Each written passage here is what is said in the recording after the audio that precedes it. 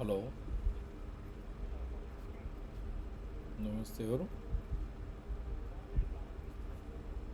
ఏమే తమాషా మీది మరి గలీజ్గా ఇప్పుడు ఎన్నిసార్లు ఫోన్ చేస్తున్నాడు సబ్ రిజిస్ట్రార్ ఇది పద్ధతే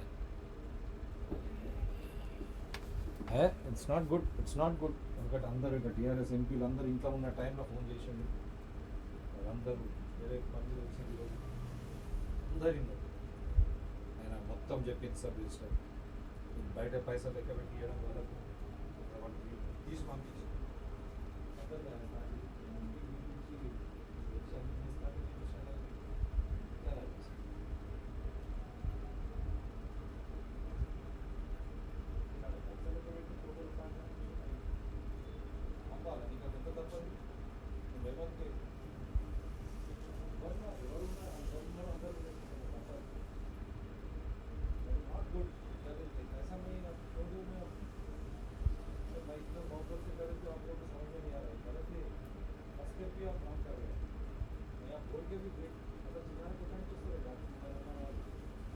Hear me, I guess.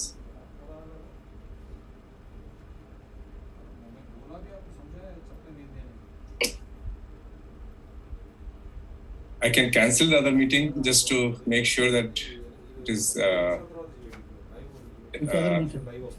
I mean the parallel link which was there. No. Anyway, now it's too late. I have sent the link to the one WhatsApp, the correct link. I think we should start now. Yeah, we'll start. Okay. We got four of us already. Okay, Mudit, why don't you start and then tell the agenda, and it is being broadcasted anyway.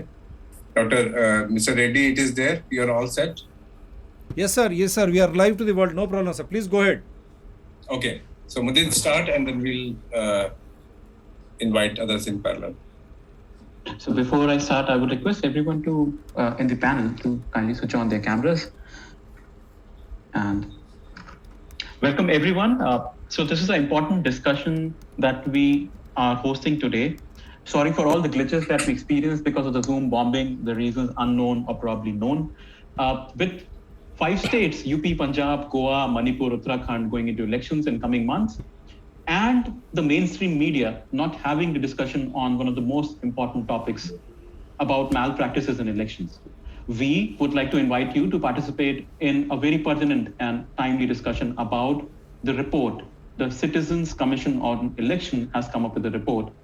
We will focus on the findings of this report and how we can increase the awareness in the public discourse and general media about electoral process and ongoing malpractices, and provide a way to bring a change as soon as the next elections. Please feel free to send us suggestions regarding this discussion. All of the panel consisting of distinguished speakers, we are very excited to present you the learnings and solutions to this huge and structural problem. On this note, I would like to hand over my co-host Ashutosh, who will now be introducing us to the panel speakers and will start the discussion. Over to you, Ashutosh. Thank you very much, and thanks to you all for coming and joining. And this is an important discussion, as Mudit said. And Mr. Dev Sahayam has worked very hard, and his reports are on the websites. We will post soon after. And his new book has also come on the electoral policies and the ongoing issues. Subhashish Banerjee is the next speaker who is going to talk about the EVM voting and its issues and its limitations. He has a wonderful video if you search on YouTube, which is amazing. And his research is unprecedented at how EVMs are not really like the right tool for our electoral process. Then after that, Mr. Kannan Gopinathan, who is quite famous, and he's going to talk about how VVPAT is being misused and how it should be used to fix the problems of limitations of EVM. Then Mr. Qureshi, who's going to join us shortly, and he was our Chief Election Commissioner, and he knows quite ins and outs. He will give some idea. Mr. Jawahar Sirkar is the next speaker, who is going to talk about his experiences in West Bengal and how he really pushed back on the malpractices or the use of power. And Then Venkatesh Naik, who has done an amazing work on the RTI and how that can be used to fix the problems or limitations of the whole electoral process. And so I'll start with Mr. Devasahayam. Please start, give your overview of the whole thing and what your book is all about, what your report is all about, and please. And each participant, the panelist has 5 to 7 minutes or a little bit more to give this. And after that, we will have the discussions. Mr. Devasahayam, please go ahead. Thank you very much, Mr. Malavia and Mr. Shukla. Thank you for this opportunity. Unfortunately, this technical glitch has prevented a lot of people from joining in. Doesn't matter. We will correct them and take it forward. Now, this is an important topical subject now. Now, India keeps on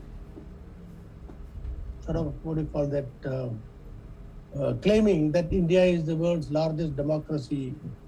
India is the mother of all democracies. But essentially, we have not really been able to look within and introspect so far. What kind of democracy do we have? And in order to do that, you must look at our electoral system. It is only through the electoral system democracy is coming. Without electoral system, there is no democracy.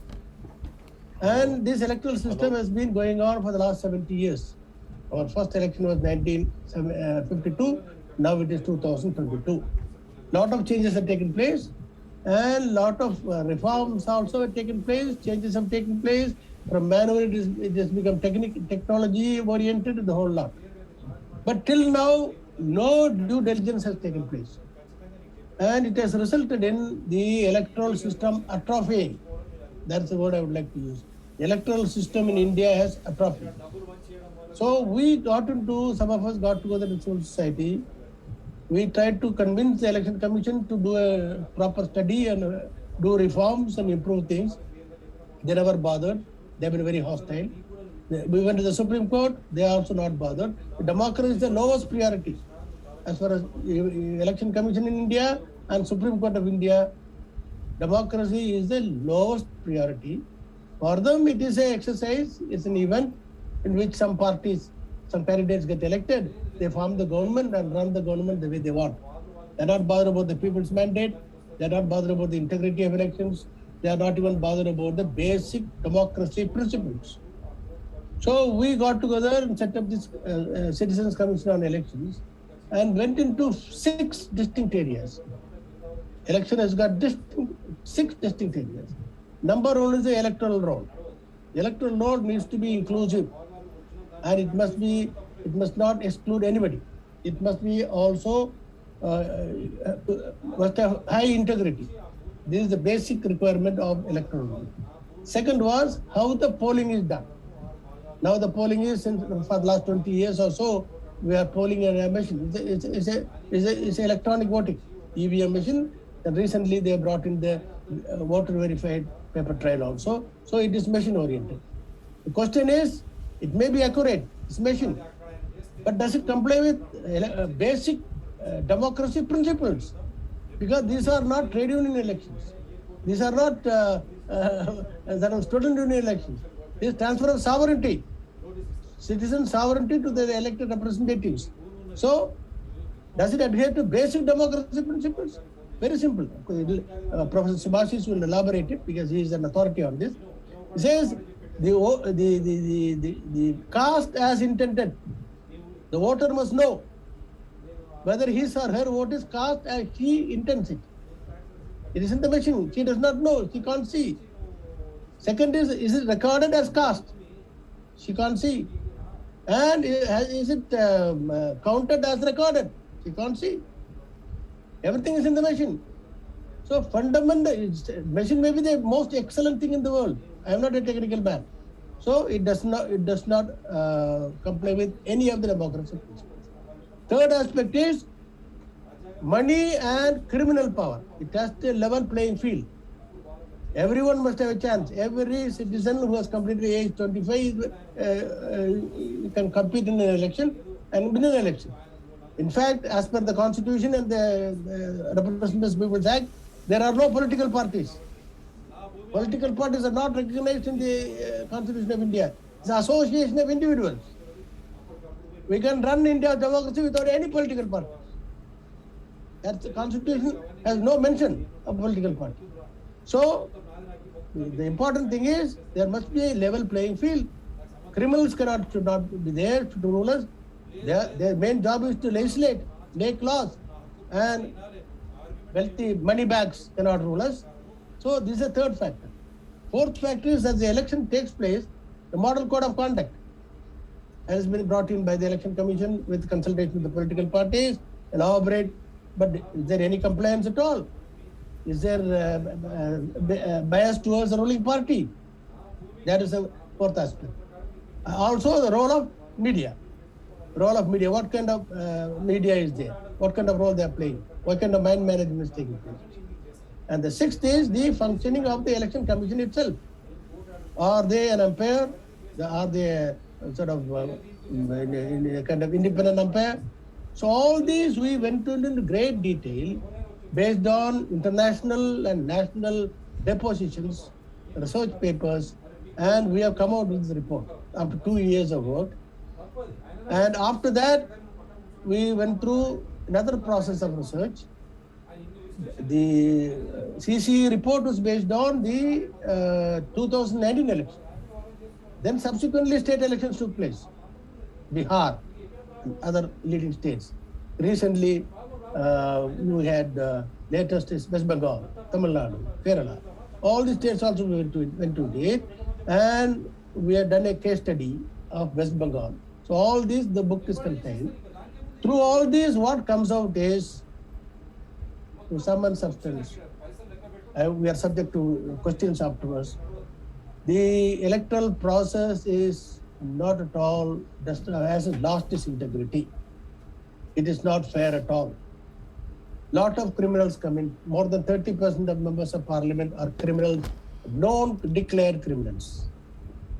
And almost everybody are multi-millionaires. We are not getting the kind of leadership that we are looking for. And the electronic voting machine has created huge doubt in the minds of the people.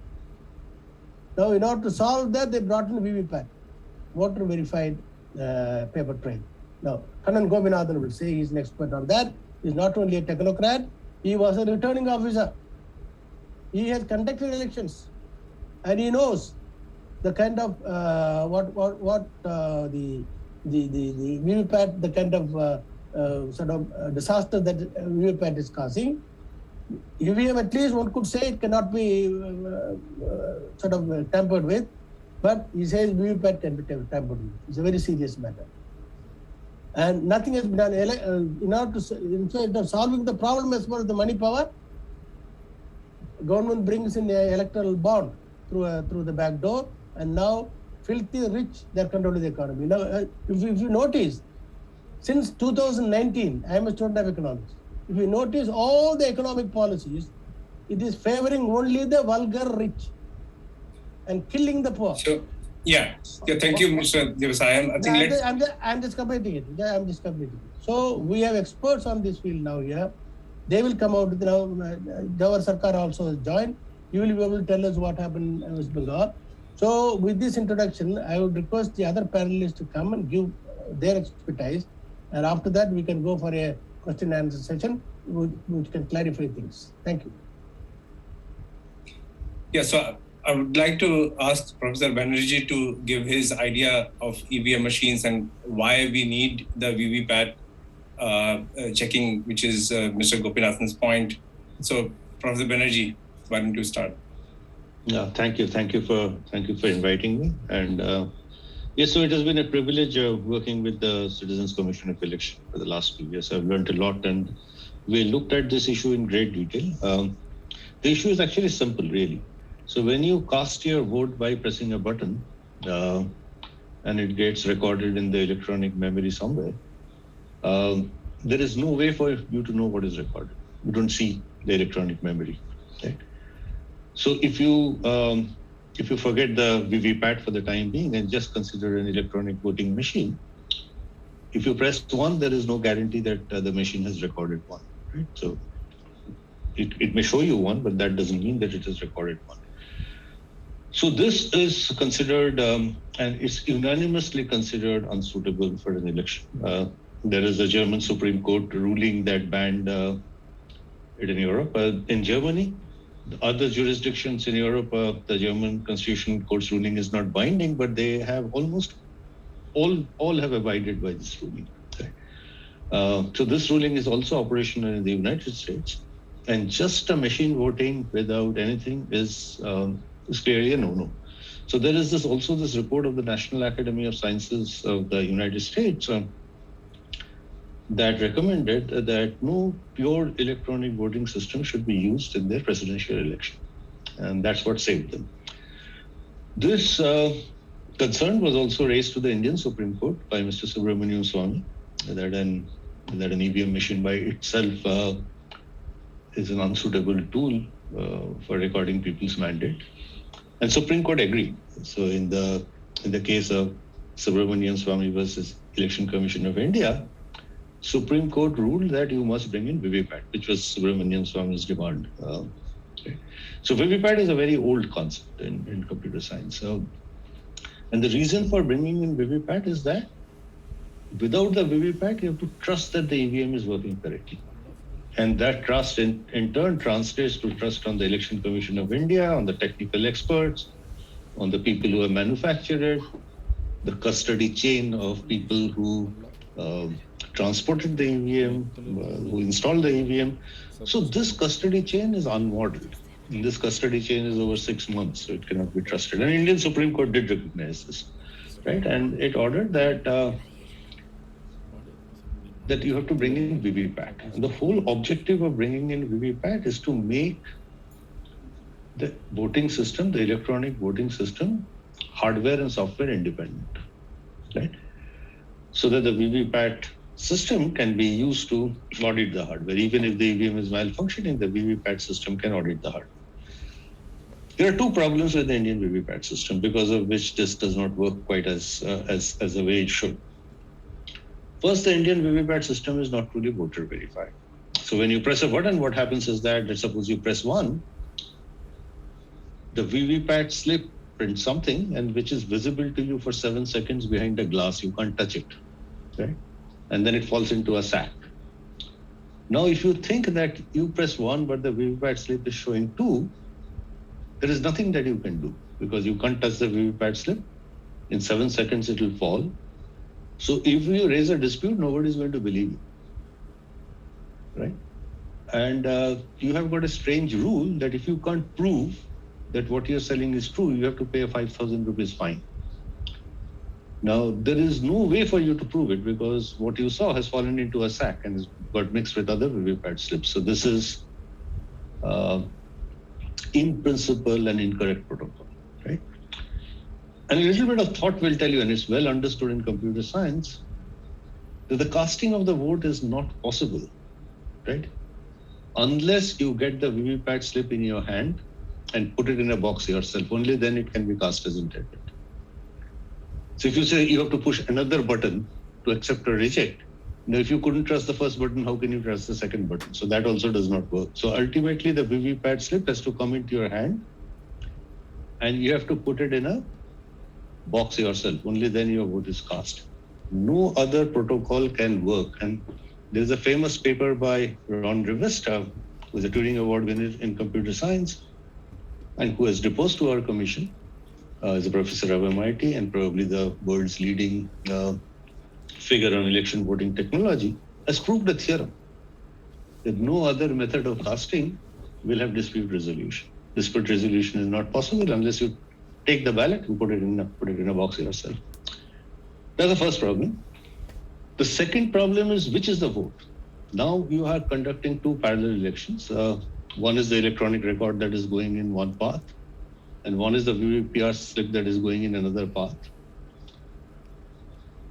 And they are not in one-to-one correspondence in a demonstrable way. Right? You can count the final tally and they may or may not match. Now, what will you do if they don't match? Right? So suppose they don't match. Is the VVPAT the correct tally or is the electronic one the correct tally? So this is not defined anyway, and which is a big problem. The way ECI is behaving, they seem to think that the electronic one is the correct tally, because they're not even counting the VVPATs before declaring the results, right? So that is an extremely problematic approach, right? Because for most of us, it thinks that the vote that I cast with a paper and I see and I put it in a box is the right vote. So ultimately, the VVPAT should take precedence over the electronic record, which I can't see. So this is a lacuna in the Indian voting system. The third concern with the voter verification is that even if you think that the electronic one is the correct vote, how many EVM should you audit? So the Election Commission's original prescription was for only one polling booth, right? So one EVM typically holds in a polling booth 2,000 votes. So you audit only one EVM in an entire constituency. And this was the ruling. Then this again went to Supreme Court when political parties and civil society demanded maybe 50% or 30% should be counted. Supreme Court gave an order, no, not one, do 5 per constituency. Now, neither the 1 per constituency nor the 5 per constituency has any statistical basis. And nobody ever bothered to explain that what is the theory or what is the rationale behind counting either 1 or 5. And if you go by elementary statistics, and amazingly, this process is well understood. How to audit an election, there have been thousands of papers. There is a seminal paper by Professor Philip Stark from University of Berkeley, who has also deposed to our commission, right? And in a paper called Evidence-Based Election, he worked out the mathematics long back.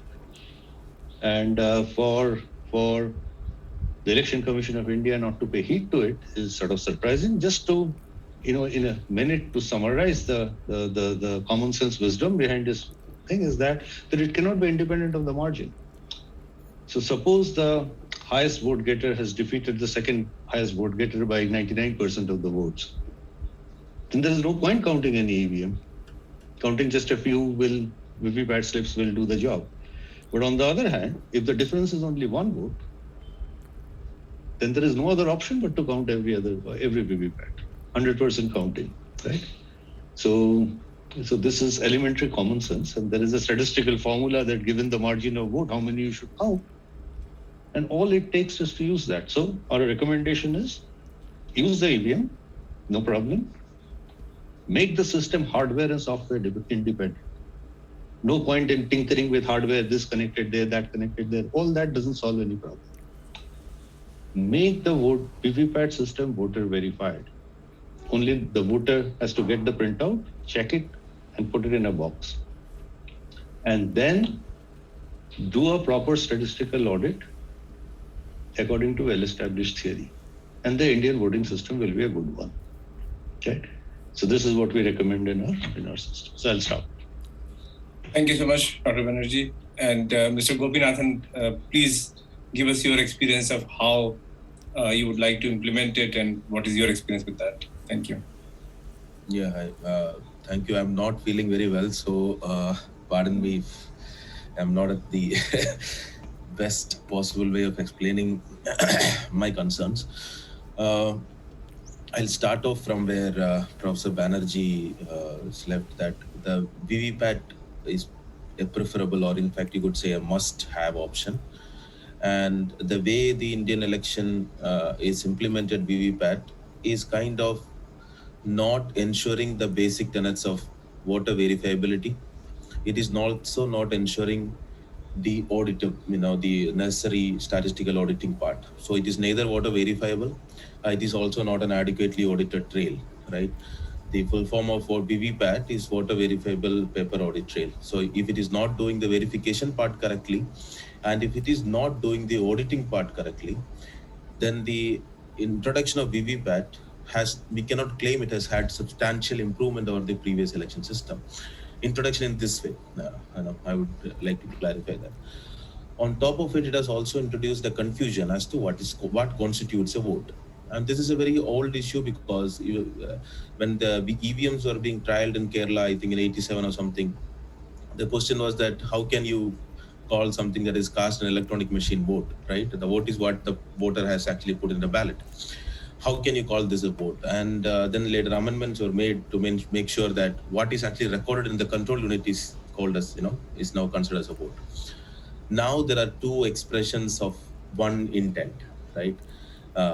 So I am recording a voter's expression in two different ways, one on a paper and the other on electronic. So again, the question comes as to what is a vote, and the commission is, I would say, not very clear, because in 2019 elections, EVMs were to be counted, but then they later gave a clarification saying that if at all there is a discrepancy between the EVM and the VVPAT, then the VVPAT result should be added onto the result sheet. That would mean that if there is a discrepancy, then the VVPAT should take precedence.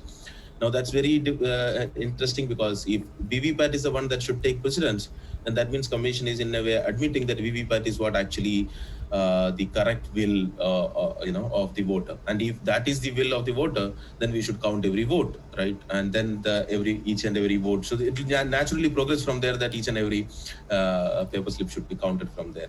So that's that apart. So one thing is that the VVPAT has not exactly given us the best options that the VVPAT, otherwise a proper VVPAT would have given us. So I think the reason for that is also that we had a very jugaad kind of introduction of VVPAT to our election system. The earlier election system was more or less a trust-based system that, and also at stages that you verify the process whether things are correct or not. So there are mock polls, there were candidate agnostic nature, and then you would call it every EVM is a standalone machine, it's a calculator. So these are terms that every single voter will ask, immediately will reply on a Twitter or any conversation you go into. EVM to एक calculator है, calculator कैसे hack करोगे? This is a question that will come. Very, very simple question. And because it is standalone, now Wi-Fi is connected, it's not connected to a Wi-Fi, it's not connected to a LAN, it's nothing. It's a standalone device. How can you hack it? Number one. Number two, it can be verified through multiple mock polls. Number three, people don't know who is a voter in which constituency, what is the sequence, serial nature, etc. So this was the defense for the EVMs before. But after VVPAT, I would want actually everybody who's going to go to vote this time around to ask this question, that if a EVM is a standalone machine, how did it print the name and symbol of the voter, of the candidate when you cast the vote, right? When we go to if anybody of us recently voted using a VVPAT machine, we would know that when we press a button, the corresponding name of the candidate and the symbol of the candidate, party or the candidate, and the sequence of 1, 2, 3, 4, that will get printed and you will get it through VVPAT. You will not get it, you will see it maybe behind the VVPAT glass thing ceiling. That's first question to ask, because commission claims that EVMs are standalone machine. Not only that they are standalone machine, in fact, before the 2019 general election, there was a press conference in which it was explicitly stated that it cannot be connected to any other device. And if it cannot be connected to any other device, then how does the VVPAT or the EVM know that I have to print the name of X or Y or Z when a voter is pressing the button? Like 15 days before the elections, most of the candidates themselves will not be knowing whether they are going to contest election from which constituency. Right, like now the elections are going on in UP or any other places, you know that there is a huge fight for constituency. You don't know where you're fighting, you don't know who is fighting, this fight is going on. And so you can assume that it is till around 15 days, the nomination and the final days of scrutiny and the withdrawal, all those things, that you will come to know who are the candidates. If that is when you came to know who are the candidates and the candidate came to know who are the candidates, how did the machine know that these are the candidates and their symbols and their sequences? Right? Now that's a genuine question that we should have asked the commission, that when you're saying it is an unconnected standalone calculator machine. And then we sort of have kind of missed that question, and that should be asked, because they do connect 15 days or 20 days before the elections. because we conducted the elections, the returning officer can, because I had this question, I asked this to the election commission when we had training there in Delhi. When I came back and conducted the elections, I was particularly curious about it. So what is it that there is laptops are brought in, laptops are connected to the internet. These VVPAT sheets are downloaded, and then the VVPAT sheets from the laptops are connected to devices called the symbol loading unit.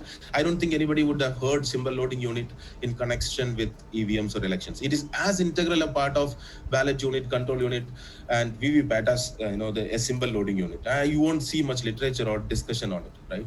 So before the elections, the laptop is connected to the internet. The VVPAT sheets are generated, the names, symbols, etc. are downloaded to the SLU, and then these SLUs are connected to each machine, each EVM and the VVPAT machine, so that the name of the symbol, the name of the candidate, the symbol, and the sequence are uploaded to the VVPAT, and it is done through a serial 9-pin DE cable.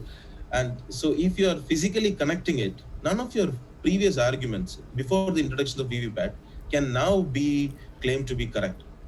So now what we are trying to do is, we are not defending VVPAT based on the strength of the VVPAT, which is verifiability. Verifiability would mean that active verifiability or agency, full agency to the voter, and the auditability, the necessary auditing nature. That was how a VVPAT-based election should have been conducted. Even non-VVPAT election is what was there earlier. I'm not saying that was correct, but it was there. That was defended through certain other sets of, like, it is unconnected, it is, mock polls are there, machines can't know who is the candidate, etc., etc. What we have done now is we have lost both of it. The machines are neither candidate agnostic now. Machines know when I'm pressing one, which vote it is going to where, which party, which candidate, all of it is known. When I am connecting the EVM to a serial pin cable, I already know that which booth this EVM is going to. Nobody wants to do a full manipulation. You would want to target the manipulation. You would also know that which candidate is at which sequence. You also know that when is going to be an election, when is going to be a mock poll. So all three necessary information is available to you when you're connecting an external device to it. And these external devices are connected. And whenever you ask this question to commission, which I've asked, written directly to them, and a lot of concerns, but I'm just winding up here. Commission kind of hides behind the technical expert committee or the TEC that we have referred to the TEC. I have even asked the question directly to the TEC. Then the TEC wouldn't say, TEC will hide behind the election commission. So this is kind of an extremely unhealthy thing. The election commission does not exist as an authority to tell that you come and vote because we ask you to come and vote. No. Election Commission exists to facilitate and ensure the rights of the citizens to vote. And that accountability, that transparency has to come in from the commission to the people, right? And that nature, you can't say that, no, we have asked the technical expert committee, they are saying it is okay, fine, we will not. You ask technical expert committee, then come and answer the question directly, one-on-one question. You ask any collector, any district magistrate who's conducting elections and ask them that whether extra SLUs and laptops were brought in the commissioning room or not. You ask them whether they are still in the custody of the collector during the elections are conducted. No, they'll only for 2 days. It is brought in 2 days and then it is taken back. And it is not even in your custody during the elections. It's a custody chain-based election. It is not even in your custody.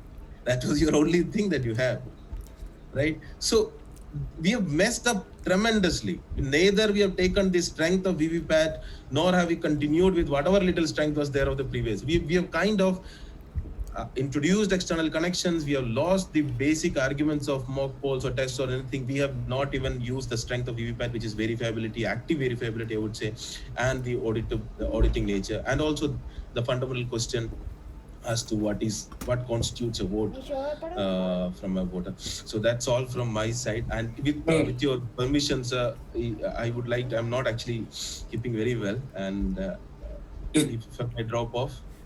So thank you so much. Thanks for your input, and it's very enlightening. And thanks. Thank you. Thank you. Have a nice day, nice evening. And thank you, Kanan. Thank you, Kanan, for coming. Thank you, sir. Yeah. Thanks, Kanan. Yeah.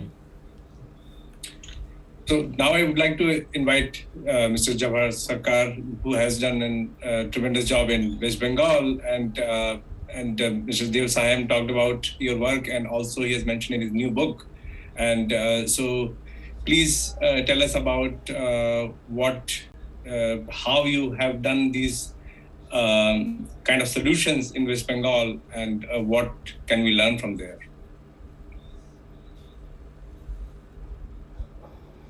Can you please? You need to unmute, sir. Oh, sorry. Thank you, friend. Can you hear me? Yes. Hello? Can Yes. you hear me now? Yes. Okay. I'll attempt it very short to explain that in West Bengal and certain other pockets of India or states of India like Kerala, the consciousness of the voters is very high. So that is one opening advantage that we have. And it was the report on EVMs of the CC was released parallelly in Calcutta on 29th or 30th of January, even before the polls had started or polls were announced. It was immediately circulated in brief, not the whole. I mean, the whole was given, but nobody really went through it, I believe. And I was tasked with the job of making an executive summary of the report in a language in which the people would understand. So it took me some time, and we circulated abstracts and others to the press, but this was a little more specific. The ruling party in Bengal and the opposition parties, including the Communists and the Congress, they were interested in knowing what to guard against. So, since all of them were known to me, I had not joined politics then, and I am not sure how much of it I have joined even now. They asked me in their own different ways to give them some bullet-wise points to guard against. So me and my friends, we could get together and write out in Bengali and English certain points for them. And I believe that the Congress and the Trinamool Congress, that is the ruling party in Bengal, both of them went through it very seriously. I remember they had called me to come and address their party workers, but I declined because that was not my intention to get involved. But then they wanted a tape recorded version or recorded version, so I gave it to them on the telephone. I believe it was played also in the meetings. So this was on EVMs, but there were other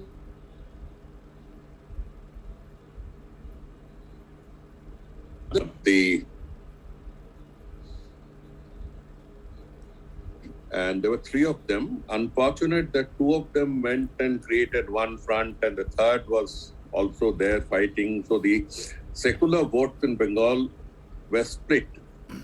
In spite of that, as you know, and that is exactly the experience that I've tried to bring forth in this book through two chapters. One chapter explains the political culture of West Bengal, and I think we have gone into pains in writing that, but the purpose was to bring home the point that each state or each region has a political culture, and that needs to be studied as well, because you can't have one shirt fits all the time and expect to win.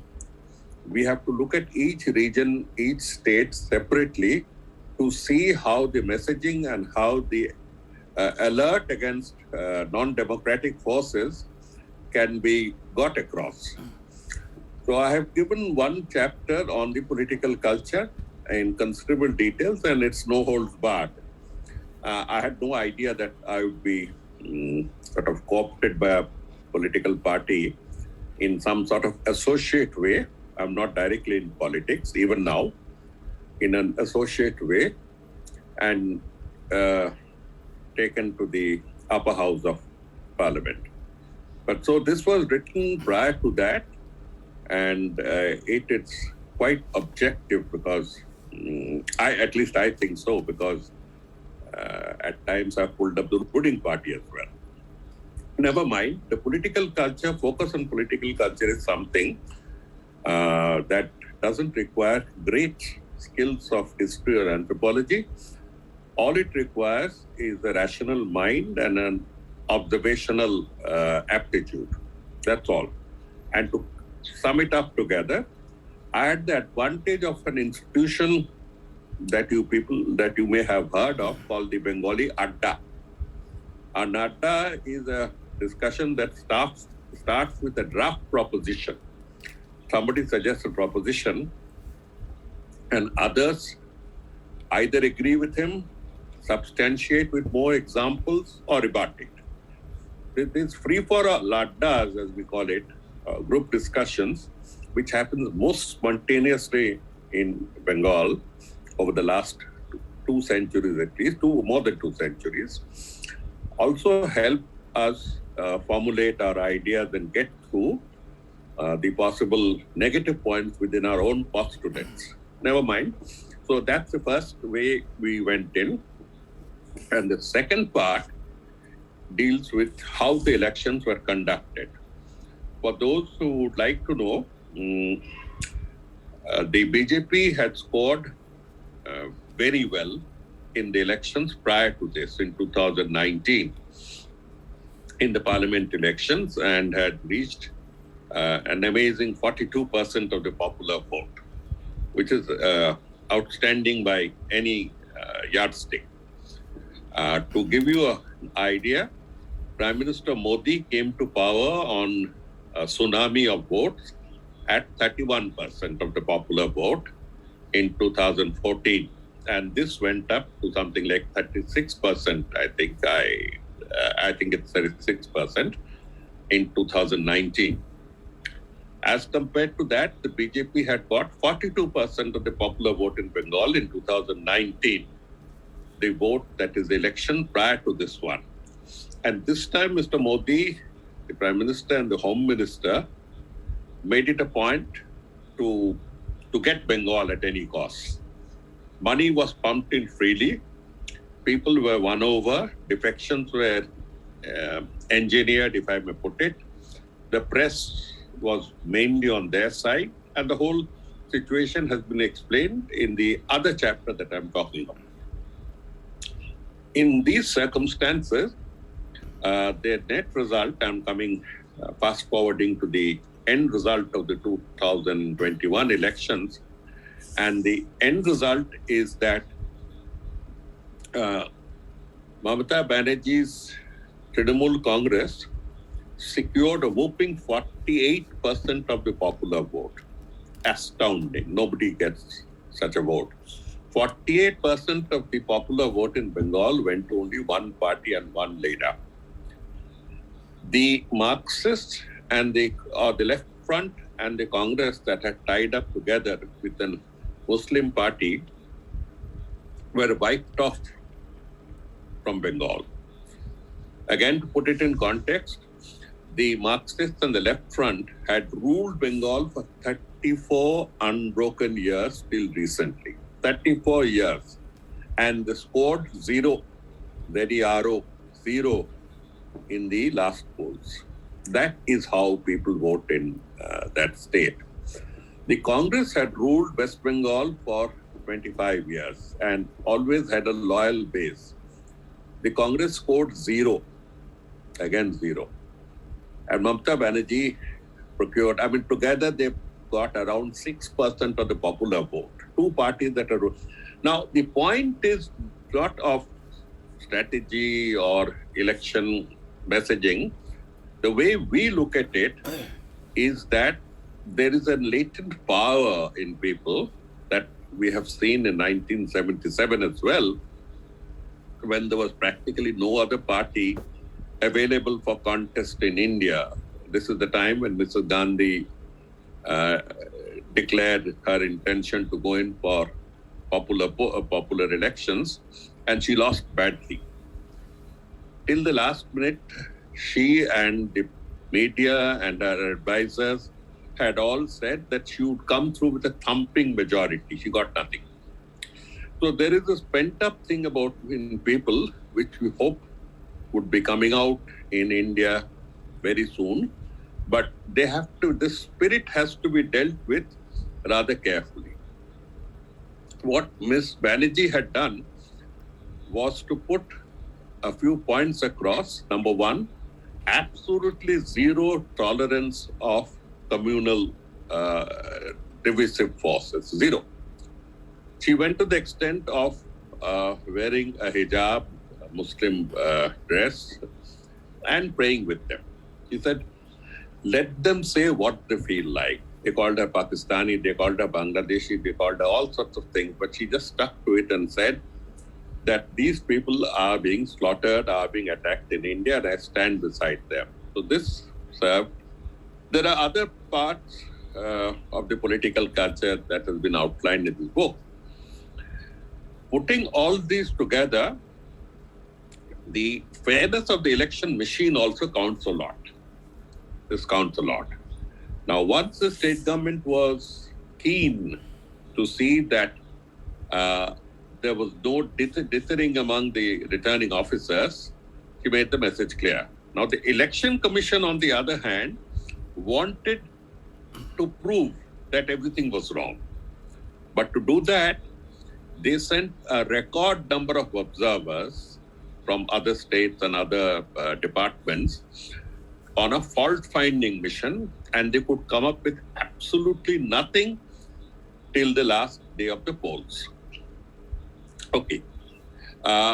The police forces, Central Armed Police Forces, as we call them, were brought into the state, and they were about 40% higher than the combined forces of the Calcutta Police and Bengal Police put together.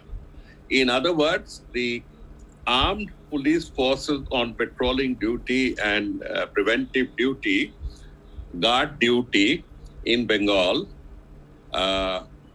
was there, as happens every time in sensitive polling booths.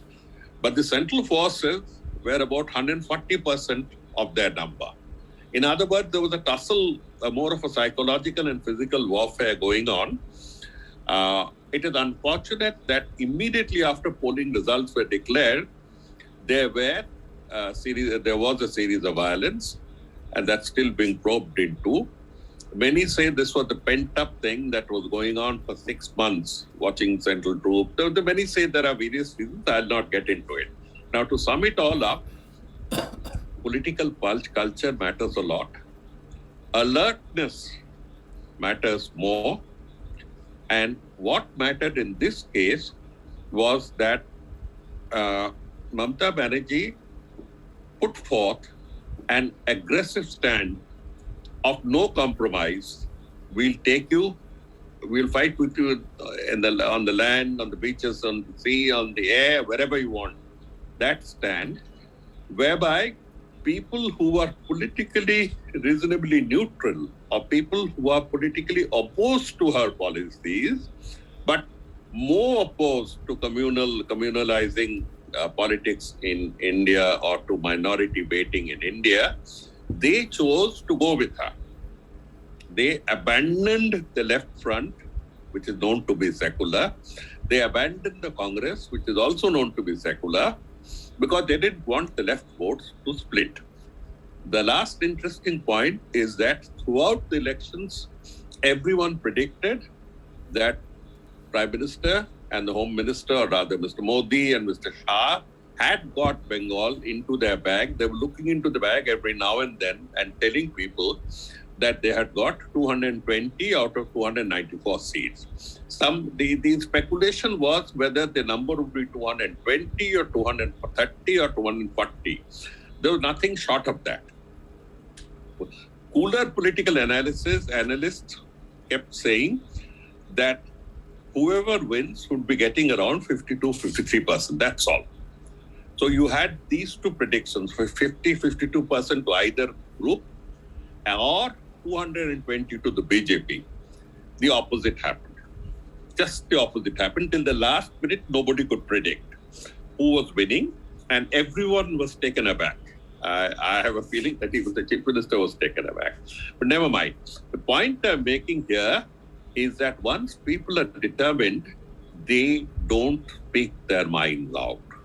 So all the pollsters and all the exit polls went wrong. And so we can't go by those analysis and that amount of political astrology. If the people are made up with their minds, and there is certain amount of formalized opposition, formalized gathering of forces opposed to unconstitutional measures in place, there is every chance that Bengal may be repeated all over India. Thank you very much. No, thank you so much, Mr. Sarkar. Thank you. I think you're right about it, but I think transparency is very important. If everything is transparent or whatever is going on through VVPAT or through others means, then there are a lot of cases when it is not so clear as in Bengal. There could be a lot of fuzzy situations. And I would like Mr. Venkatesh Naik to talk about his RTI movement and what it is trying to bring to this electoral process and how the transparency can save us from various limitations or constraints of electoral system the way it is now. Thank you. Thank you very much, Mr. Maravia. I hope I'm audible and visible. I thank the organizers for this opportunity to present my experience of using right to information to make the electronic voting system a little more transparent. Now, why do I want the electronic voting system to be more transparent? It starts with the basic premise that I am a voting, tax-paying citizen of India, and I don't go and vote in the elections because the Election Commission has announced a schedule or because political parties are coming and canvassing, saying vote for us, or because my home, my folks or my relatives or my friends tell me in which way I should be voting for consideration. There is a section 14 in the Representation of People Act, which not many people pay attention to. Once the Election Commission has announced the schedule of elections, the President of India calls upon all eligible voters to come and vote in the elections through an official declaration. Very few people see it. Similarly, when general elections are announced, the governor of the concerned state issues a gazette notification inviting all eligible voters to come and vote in this. That is what is the invitation, the official invitation to the voter in this country to come and participate in elections. So when I'm in to vote in elections, I must be reasonably confident about the methodology of selection of the candidate to be sent to Parliament or the state legislatures. When paper ballots were there was clarity. You would go and press your the impression or the party symbol and then fold it and put it in the ballot box. And that would be counted. There were electoral malpractices. We will not get into that right now because it's not the time. But when I'm called upon to press on a button on a machine, and for the reasons which Professor Banerjee and Mr. Devasahayam pointed out, that we don't, and Mr. Kannan Gopinathan most importantly, pointed out that we don't even get to touch the VVPAT slip. It falls down on its own, and if I'm not lucky, the VVPAT machine of the polling booth where I went and cast my vote may not even be, the VVPAT slips may not even be counted because it's a draw of lots for identifying which VVPAT machine will be used for pulling out the VVPAT slips and verifying the electronic vote count on the CPU of the EPA. In order to be convinced that this is a foolproof mechanism, I need information. And that information is available only in a very limited fashion from the Election Commission of India. That is why the RTI interventions have happened. That the information that that the Election Commission of India, which is mandated constitutionally to manage, supervise and ensure free and fair elections in India, is not adequately transparent about the electronic voting machines. I have also done RTI interventions with relation to electoral bonds, but I don't want to get into that because time is very short. Let me just stick to what has happened with electronic voting machines. Number one, if you pick up the electronic voting manual, the machine manual, EVM manual, which is displayed there on the Election Commission website, you will find a statement there which says that the microcontroller or the microchip that is used in the EVMs is one-time programmable, which means once you write the program onto that chip, it cannot be erased, you cannot see it, it can't be verified, and once that chip is burnt into the chassis of the EVM, it remains there and it is untamperable. Good. But will you tell us who is manufacturing these chips? That was my RTI intervention. Tell us the name of the maker of these microcontrollers. And it so happened that one of the two companies which mentioned where I filed the RTI gave me not only the name of the chip manufacturer, but they also gave me the model number. I had not asked for it. So it was a lucky, chance that I managed to get additional information. Out of sheer curiosity, like an intelligent human being will have, I checked up the specifications of that particular microcontroller. And that specification on the company's website very clearly showed that the memory chip has 3 parts. I am not a technical expert. Professor Banerjee and Mr. Gopinathan will know this much better. But there are 3 kinds of memories. One is something called EEPROM, one is flash memory, and another is a RAM memory. Now, in one of these 3, the flash memory is something that is rewritable, just like your flash drive, just like your pen drive, or what you call a USB drive, which means that the entire chip is not one-time programmable. That microcontroller has certain portions which are one-time programmable, but what we know from other technical experts is that the one-time programmable component of the memory of the microchip contains only proprietary information about the maker, manufacturer, and the specifications of that chip.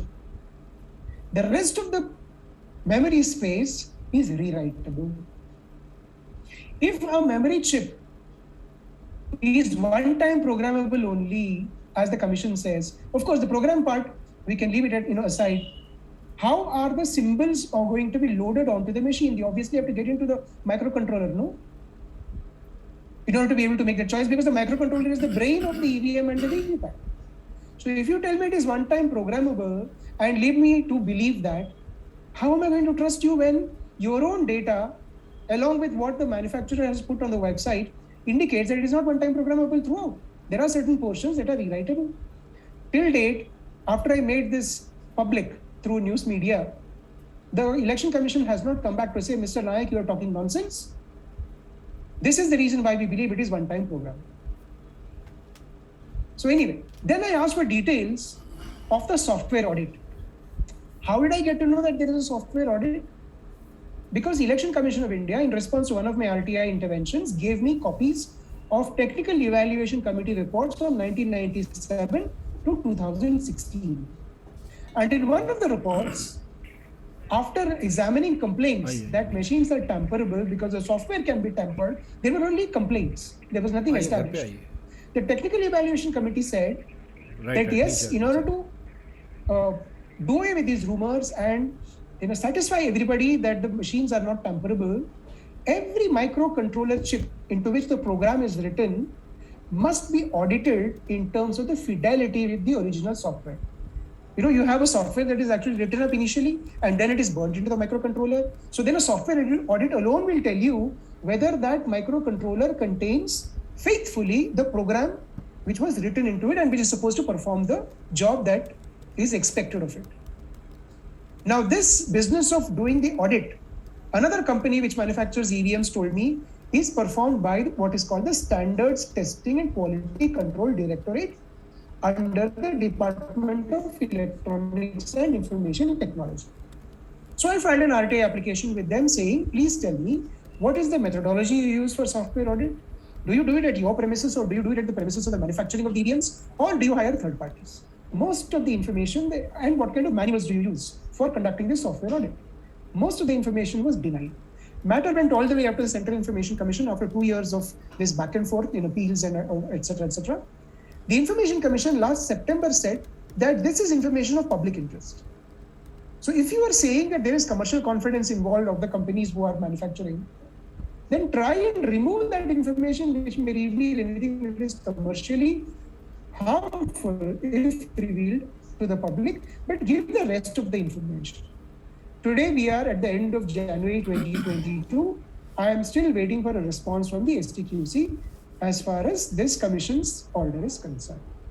There is a huge amount of lack of transparency vis-a-vis the machines. So when you call upon people to trust transparent about what is inside the machines, in the hackathons that the Election Commission conducts, you are not even allowed to open the machine. You are supposed to come and just press the buttons and show whether it is tamperable or not tamperable. How do you do that? So there are huge questions involved. But let us leave the RTI interventions aside. I want to share some public domain information that I have researched, and I want to put this in front of everybody for their consideration and action, not just consideration. This is not just a parlor room, tea party conversation and we go back. There are some very serious issues that are involved here. In July 2018, 10 months before the Lok Sabha elections of 2019 were conducted, Indian Express did an expose based on RTI. And they got hold of a lot of correspondence from the Election Commission where it was seen that the Prime Minister's office was pressurizing the Election Commission of India to procure EVMs from the open market because one of the two manufacturing companies was falling very badly behind schedule in terms of delivery of new machines for the elections. To its credit, the Election Commission of India stood its ground and said, with sufficient reasoning, as to why open market purchases are not permissible, they are not reliable, and they decided to go ahead with the two companies which are given the contract for supplying those machines election after election, and elections were conducted. Now, how is it that these two companies have the contracts for buying these machines, for supplying these machines? That is simply because in the year 2001, they applied for patents on the EVMs. They were granted. No other company in India has patents on EVM today. But the reason why I refer to that Indian Express report is this. Last year, April and May 2021, the validity of those patents has expired.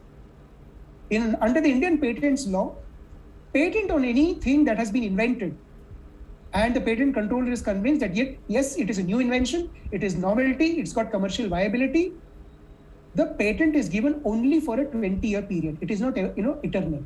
It's only for a 20-year period. So today the EVMs don't have patents. So the floor is open for anybody within government with sufficient influence to insist that EVMs can be purchased from the open market also. What is going to happen if that decision is taken? I leave it to your imagination and action further. Now, my last point, VVPATs. We have all been going and pressing up, the EVM machines, and we have seen that the VVPAT slip comes out. I participated in an election where VVPATs were used. I was satisfied that yes, the button that I pressed was exactly the result that the VVPAT slip showed, and it fell into the box. But believe you me, the VVPAT machines are not yet patented. The patent application is still pending before the patent controller. Only one company out of the two has applied for patents. And you will be surprised to know that in December 2020, the patent examiner, who does a statutory job, wrote back to the patent controller and said that this company is only seeking patents on something that functions like a software. There is nothing new in the machines that they have created, and under the Indian Patents Act, software cannot be patented. That was their objection.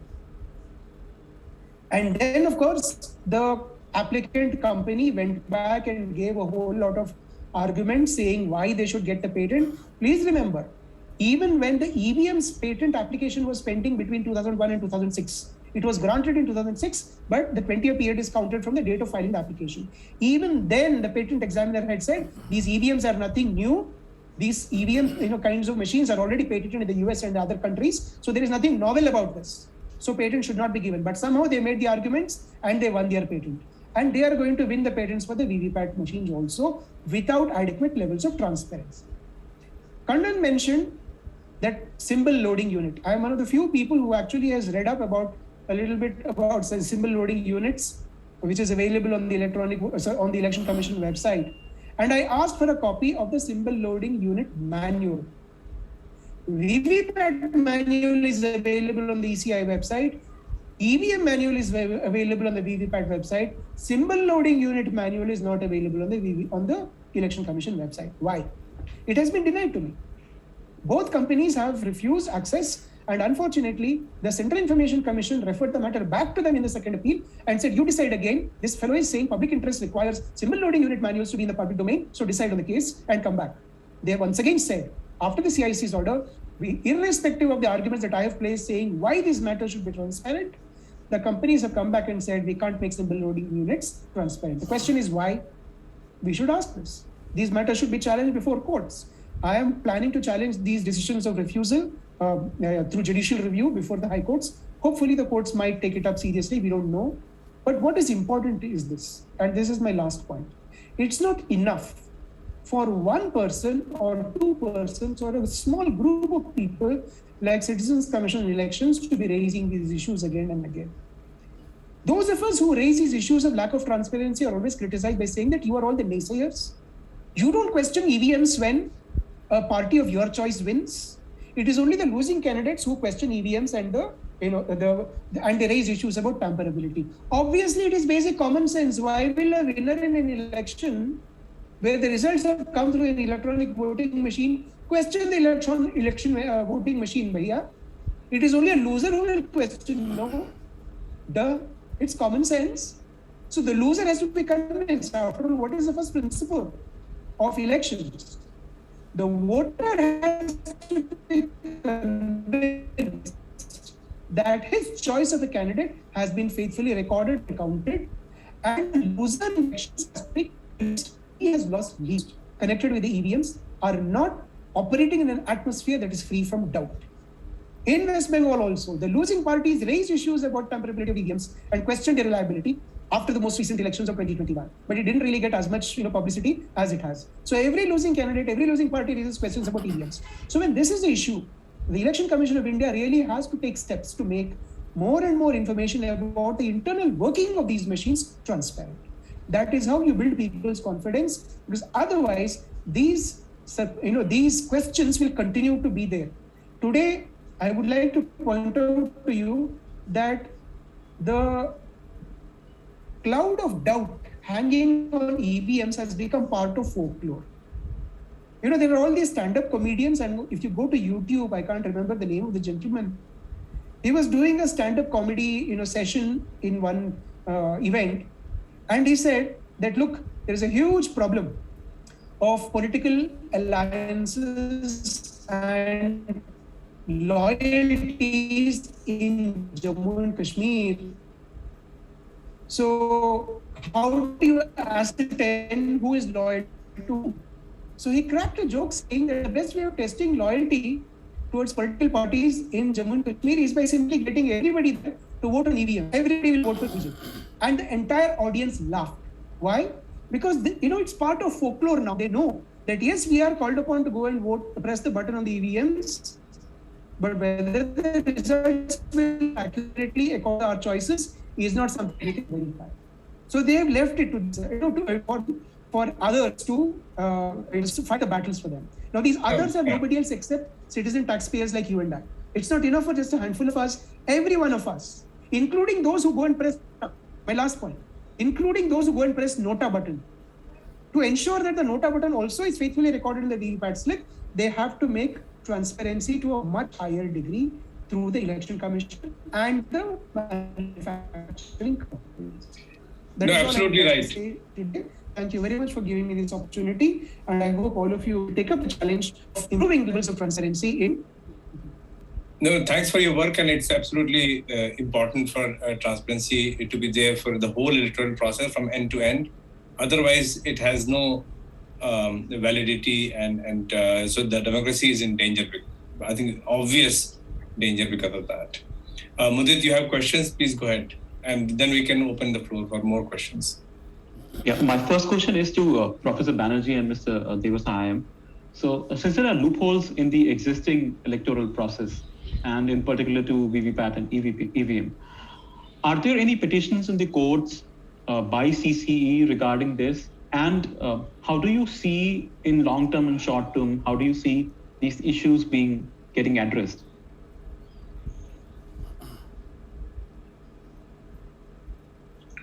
I think Mr. Devasayam. Yeah, I think I would answer this question. See, I didn't have much time in the beginning.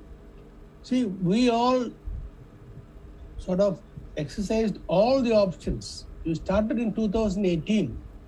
This apprehension was there. Most of what Venkat said, apprehension was there. We had other feedback. And we started the process in early 2018, where you said, listen, electronic voting machine system is a highly nefarious kind of system. The same thing, there's no democracy principles. And now we are introducing VVPAT, and this process of counting, cross-counting, we ask for 30%, and make sure it's done upfront. First verify, and then count the full vote and declare the election. See, declaration of election is a very, very critical, very sacred kind of duty. Now, there was no response from the Election Commission, and they only repeated that EVM manual that Venkat is talking about, and that was nothing.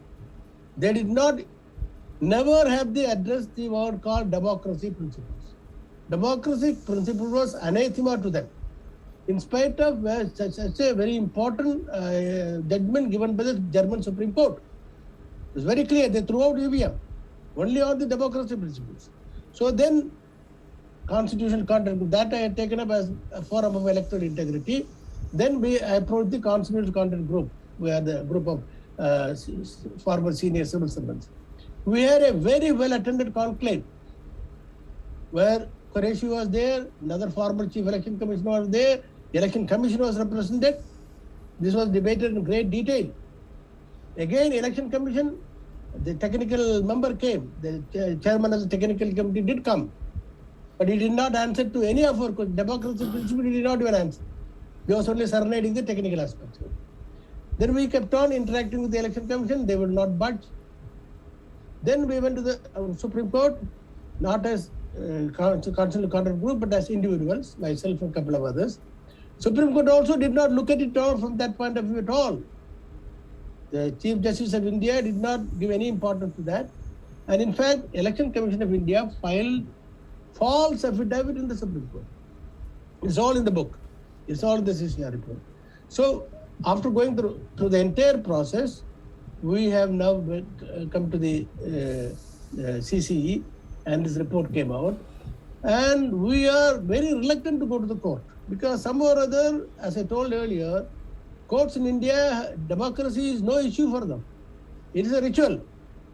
So Election Commission was mandated. They just casually mentioned, instead of doing one EVM, do 5. Even then immediately we asked for the decision rule. Should it be done before the counting starts? No decision rule. No, what the tamasha now happening is now, as Venkat is saying, election counting starts. They don't, no cross counting takes place. As he said, there are 2 votes. One is recorded in the machine, one is recorded in the slip that comes out. Slip is not at all counted. And stage-wise election is announced. By the time evening comes, 6 o'clock, 7 o'clock, celebrations conclude.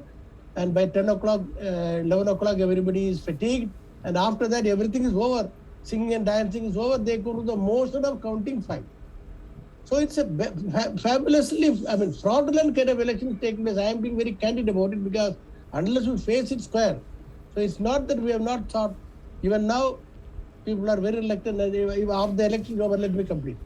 After the elections are over, immediately thereafter, Association for Democratic Reforms, which is headed by Jagdeep Chokar and Tarlochan Sastry, they went through the whole report. They are a watchdog. And they found mismatch in 343 seats. From 1 vote to 1 lakh vote. And they gave proof. In 8 constituencies, the winning candidate had margin was, the mismatch was more than the winning candidates. And my colleague, he is here, Surendranath, pointed out to the Election Commission one particular case where the actual vote was only 480 or something, actually about 840 votes were polled. He gave elaborately, give details and gave a question to the Election Commission, and they just said, just acknowledged saying that, no, we will take care of it. Nothing. Nobody took care of anything. So Election Commission is functioning like a kind of Politburo. It is totally non-transparent. It is impetuous, and it is in a way they consider themselves infallible. They will order the people to come to vote, and you just like sheep, you have to go and vote, and they will say this is the counting. So the present electoral process, now the only people can make a change. We have lost faith in the institutions. Okay. Thank you so much, Mr. Devashyam, for doing all the work that you, along with the people involved with the forum, have been doing. And my next question is to Jawhar Sirkar ji. So thank you so much for explaining the steps taken by the incumbent government in West Bengal. My question to you, sir, is what could have been done to ensure the fairness in elections had TMC not been in power? Because in this case, TMC was in power, and it seems the steps taken were possible because it was there. So do you see that there is anything that the parties can do to prevent if they are not in power? Can you hear me? Yeah. Yes, yes. Okay.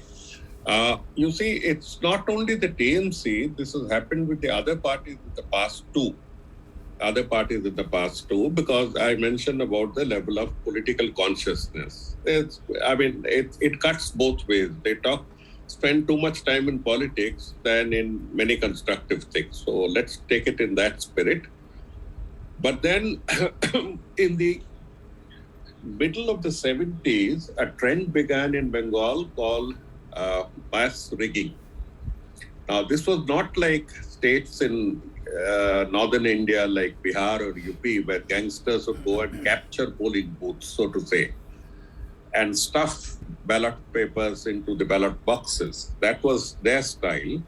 This was done more subtly, in the sense that the electoral rolls themselves were utilized. When I say utilized, it means that in every electoral roll, in those days at least, there was a large number of voters who had left or died. These were marked out by the then ruling party, and maybe by other parties as well. And false votes were cast in the name of people who had left or were dead. I have first-hand knowledge because I conducted the 1998 and the 1999 parliament elections as the chief electoral officer of West Bengal. And we had got many cases right-hand. Now, the point is that political consciousness was also very high, because even when this was happening, the hue and cry was much too much. So that is one. The other is that the consciousness goes even to the level of illiterate voters, completely illiterate, but they know by gut feeling. As CEO, I had come across literally dozens of cases where complaints did not come were not manipulated by political parties, but by common citizens, illiterate citizens, where intervention had to take place. So this sort of thing helps. The TMC had been a victim of this during the left front regime, though towards the end, the left front, these techniques, at least that was mainly the allegation, it would never be proved, so to say.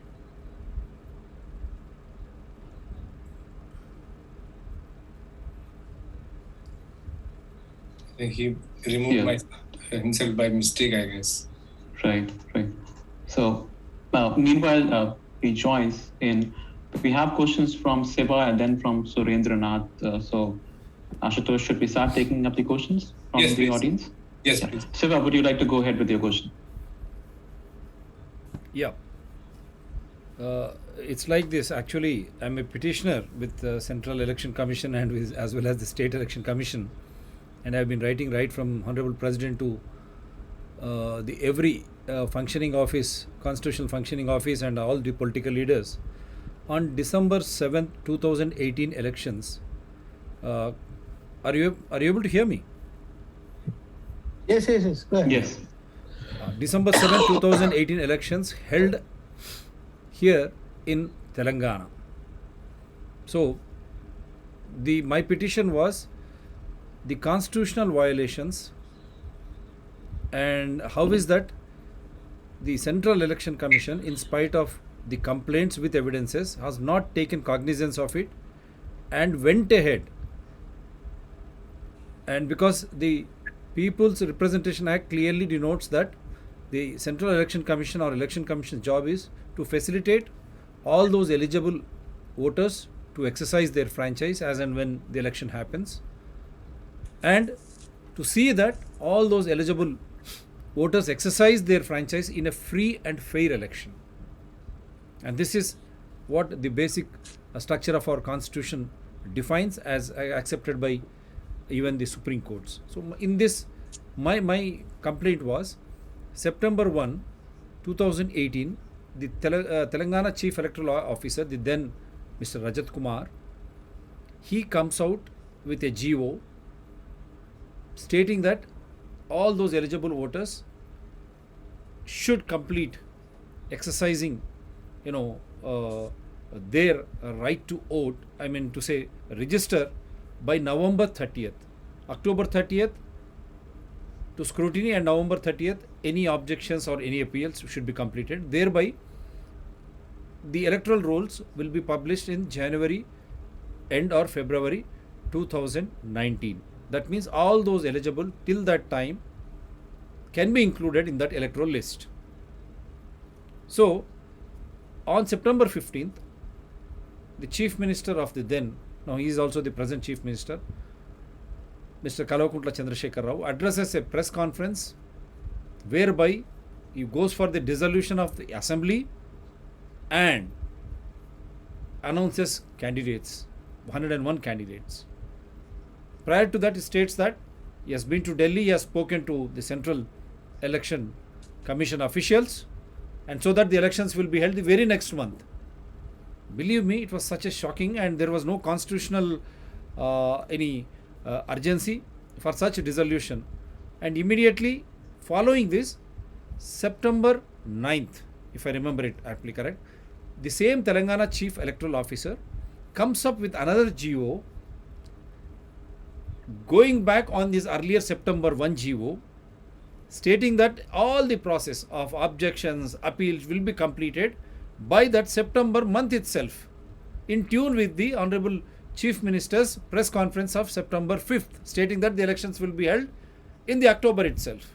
That is when I petitioned and asking the Central Election Commission, how is that the eligible voters, their right to franchise is being taken away when there is no constitutional emergency, and the first tenure of the Telangana Assembly is there till April 2019, and elections along with general elections was the first priority or choice.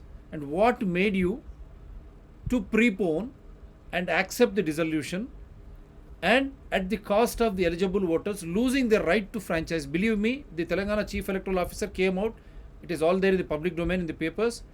Lakhs of the eligible voters were denied their right to franchise to elect members to the Constituent Assembly, and promising that they will all get their right to elect in the Parliament general elections. This was can we have the question, please? Yeah, this is the question. I asked them, what made the Telangana Chief Electoral Officer to go back on his own September 1 GO? And is it not that he's trying to help the party in power who had already announced the candidates and who is on record stating that he has already spoken to central election officers? So how can this election be called as a free and fair election? Till now, 15 complaint IDs were given, and August 5th, 2020, Mr. Bobde, Chief Justice, was about to accept my bill, but reasons best known, the Honorable Chief Minister goes to Delhi, supports something, blah blah, Rajya Chairman, my petition could not go through, and after that I get complaint IDs. That is one. The second aspect is the polling percentage. This is one thing. Very prudently, we said not allowing other parties to have that free and fair election, and then not allowing the eligible to exercise their right to franchise.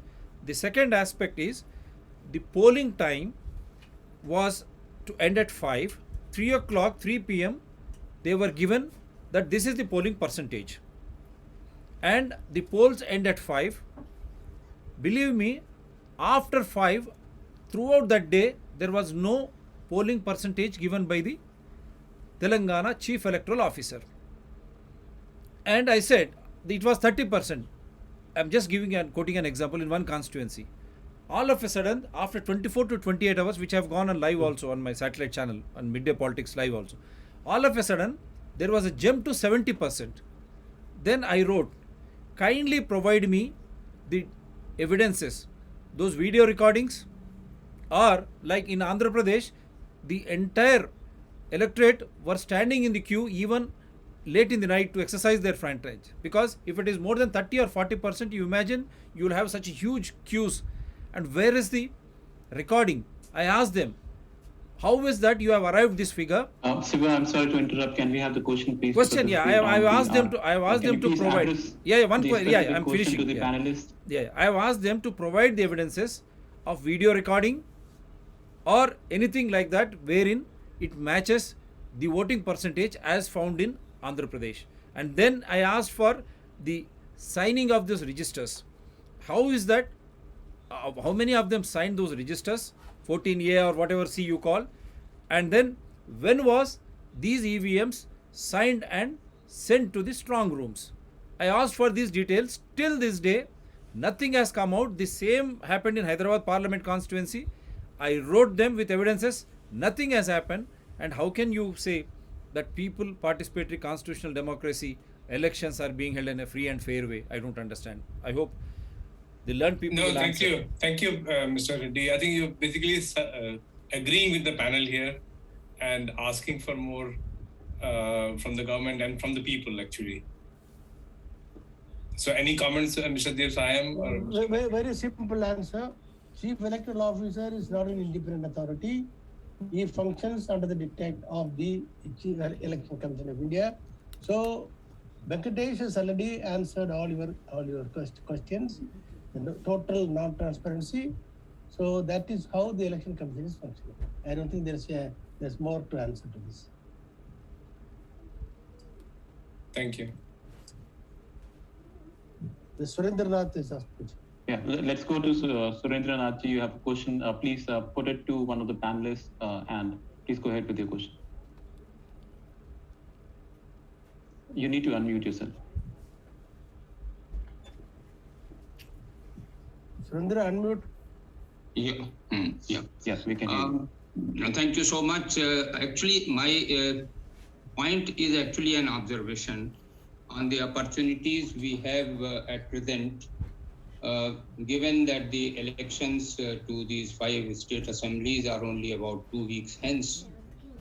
So, since we are interested in democracy and we should be concerned with what is the priority at this juncture, which is very close to an upcoming elections. And it is quite clear that the protection of democracy is the biggest concern of the voter. And democracy is under threat because of very many things, weak institutions, problems with EVM, there being no leader of the opposition in the Lok Sabha. So as we know, the backbone of a good democracy is a strong opposition. And Mr. Jawahar Sarkar mentioned that the voter in West Bengal was wise and he did not allow his votes to be split, and he voted with a resolved mind. So at this juncture, when the voter is seized of a lot of propaganda, there is need for every citizen, including us, to clarify the main dangers which the voter is facing, because the power of the voter comes from democracy. And if democracy is under threat, the voter is under threat. And how does he defend himself? By voting for a strong opposition, not allowing the vote to be split as they did in West Bengal. So that message, I think we should pass on, and since the time is running out, we should do it. And many of us are in, go to the public domain, and I would also keep that thought in mind. And I thought I will share this with like-minded people here. That's the point I want to make. Thank you. Thank you, Surendra, because there are senior people from Uttar Pradesh who is present in this meeting. I hope they will take it forward. I am sure that's the purpose of organizing this meeting. Thank you. Thank you so much, Surendra ji. So we are towards the end of the meeting. If there is any further question, or we can take one more question, or we'll end the meeting. So meanwhile, if someone has a question, he can come up with that on the chat window, or you can unmute yourself. While we are closing the meeting, I would like to check if Dr. Sandeep Pandey is present, and would he like to come up and conclude the meeting? Mudit, thank you for inviting me. I'm very sorry. I had insisted that this session be organized at the earliest possible, so that we can do whatever we have to do regarding the upcoming elections in Uttar Pradesh and other states. But I got late by an hour because I was delivering these, voters lists to my candidates, which I got printed with the help of a friend. Otherwise, we would have to pay a huge sum of money to the government. So I am sorry that I was not able to listen to most of the speakers. I just heard Venkatesh Naik. What I would like to know from the experts, because in the last Lok Sabha elections, I was very shocked that in UP and Bihar, where I went for campaigning, almost everybody told me that, the opposition parties were going to win. And when the results came out, we were shocked that candidates won by, margins of more than 1 lakh votes, which we have not seen in earlier elections, the BJP candidates. And obviously there was a manipulation. So I heard that, whatever the election commission does,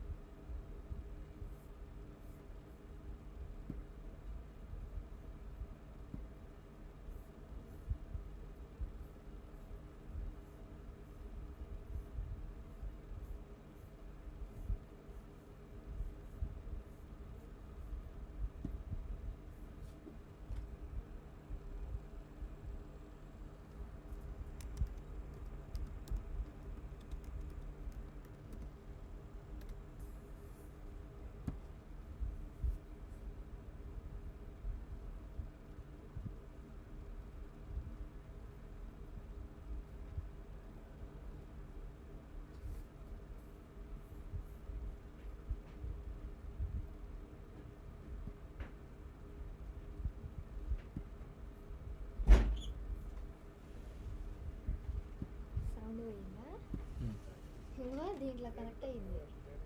Bluetooth of చేయి first. అవి అన్నయ్య connect చేస్తాడు తెచ్చి. అరే ఎందుకు connect చేసిండ్రు అది బంద్ ఇది బంద్ చేయడానికి రాదు, దాని నుంచి డిస్కనెక్ట్ చేయాలి.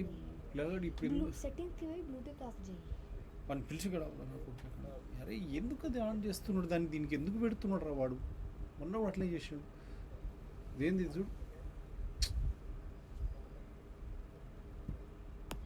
And insist on VVPATs being counted. What the Election Commission has sworn before the Supreme Court, a very obliging Supreme Court of Justice Gogoi at that time. He's my colleague, sits quite close to me when he does come to the Rajya Sabha, which is infrequent. is that only that it takes 5 to 6 days, 5 to 6 days delay if we count the VVPAT votes, that's the paper slips. Now, I have conducted more elections than the present commissioner, chief commissioner, and many of us have actually done it. So let's not beat around the bush. We'll nail the lie in the Supreme Court and insist that the Supreme Court either gives 100% VVPAT slip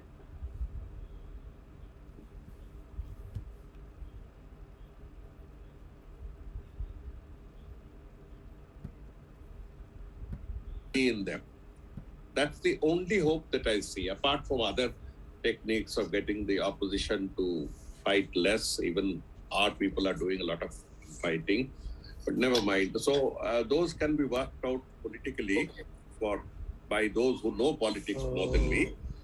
But this one, I think we should hammer, absolutely hammer. Go to the Supreme Court, and the present highest dispensation in the Supreme Court has been the boldest we have seen in the last 5 to 6 years. Yes. So God help the country. Jawahar, if I may come in for a moment, yes, I had yes, Subhashis. So in this context, I had prepared on request from Mr. Derek O'Brien of TMC a checklist that you can do at the polling station before the election to ensure, under the current circumstances, given all the constraints, some safeguards that you can take. So if it is of interest, I can mail that thing to you through Mr. Yes, yes. And in fact, Mr. Banerjee, Dr. Banerjee, that was also read out. Your document, your points were also read out by the political parties. Let me come in there, because I was the petitioner in front of the Honorable Gogoi. Besides the political parties, I was the main petitioner from the civil society. You see, there's a practical problem, Jawahar, because the judgment says only 5. When the decision rule was asked for, should it be done upfront? They didn't give any decision rules. As of now, neither Election Commission nor Supreme Court has laid down the decision rules that even this petty 5 EVM should be counted, fully counted and tallied before the main counting starts. So the question is, Election Commission, even if now they can do it, Election Commission has got full authority. Supreme Court doesn't come into the picture at all. This is an exclusive jurisdiction of the Election Commission of India. But Election Commission is the one who is playing fraud. I am using very harsh words. So if you can put pressure from the state side, political parties, civil society, and tell them at least the 5 per constituency, count it first, tally it with, because these 5 must be taken up sporadically at random. It will instill some kind of fear from manipulation. So one thing I think Mr. Sandeep Pandey and others can do is put immense pressure on the Election Commission of India. Take a decision rule straight away. That will take only not even 24 hours. It's already on the burning kind of thing. So that is one thing. Plus the steps that Subhashis Banerjee has stepped on checklist will be of great value. Only a massive counter push by the civil society, because political parties have always got restrictions. The moment they will be branded as loser. Only civil society can save the system now. You are, I don't think you are mainly a civil society leader as I look at it. And there are other people, Mr. Ganesh Diwar is here, Mr. Chaudhary is here, others are here. You take it up as a major campaign so that some cross verification takes place and other checklist. Because the Election Commission know that they are being closely watched. That's what Jawahar achieved in West Bengal. The moment Election Commission know that you are watching their back, their front, their side, they will backtrack. They backtrack. They had a plan to manipulate in West Bengal. I know it. I have inside information. I can't convey it openly. I have confided with Jawahar. They had a plan. They had a man posted. And Election Commission, West Bengal did the pushback targeting that particular individual. He is no longer in the commission now. He has left his tenure is over. So I think put election commission on the back foot, and that then they will back up. Otherwise, this manipulation will take place. That is the only strategy which can do now. There's hardly any days left. Thank you very much. Dr. Pandey, you want to add something? No. I will individually, communicate with Mr. Dev Sahayam, Subhasis Banerjee ji, and Jawahar Sarkar ji, and I will find out precisely what is to be done, and we will do it before the election starts. We will file a petition in the Supreme Court, and we will write to the Election Commission, as Mr. Dev Sahayam has been suggesting. I will also speak to Venkatesh to see what else can be done. Actually, so all the Mr. Pandey, all the material is ready. I can share all the material with you. And advocates are known. Delhi advocates are known. They will be more than willing to help. And now Sarim Naved is one advocate. Prasanna is another advocate.